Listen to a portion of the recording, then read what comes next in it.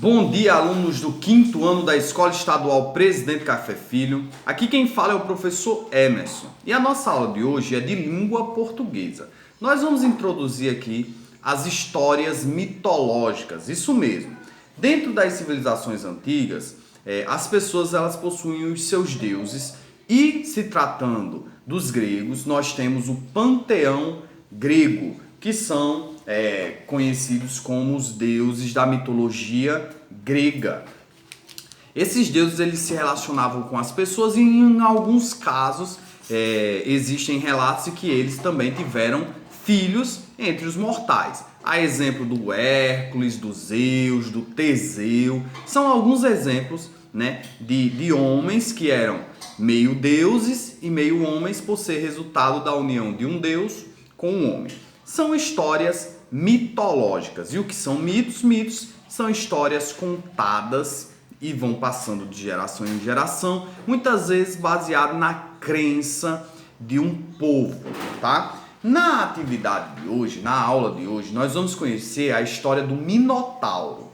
Então vocês vão realizar a leitura desse texto que se encontra na página 177 e vão entender um pouquinho como é que se deu a origem e a história desse personagem mitológico. E vocês vão perceber que existem algumas características que lhe permitem ver que se trata de uma história fantasiosa, de um mito. Exemplos: existem deuses, existem criaturas anormais que não existem dentro da realidade e situações também anormais que fazem parte, como eu acabei de descrever, da história de um povo que foi passada de geração em geração e que em muitos casos acreditavam ser reais, tá bom? Então, vocês façam a leitura, façam 2 vezes a leitura. Primeira vez, uma leitura silenciosa para conhecer o texto e uma segunda leitura em voz alta para que você escute a entonação da sua voz e também aperfeiçoe a sua leitura. Sempre enfatizo, façam pelo menos 2 ou 3 leituras para conhecer bem o texto, tá bom?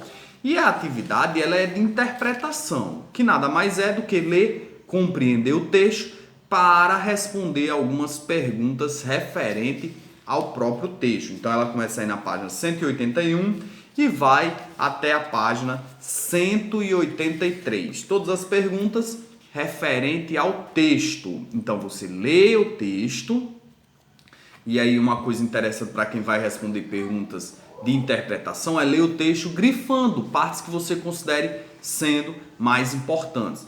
E ao realizar a leitura das perguntas, você retoma a leitura do texto para poder observar se enquadra ou não dentro daquele contexto, tá bom? Então é isso. Fiquem com Deus e até a próxima aula. Tchau, tchau.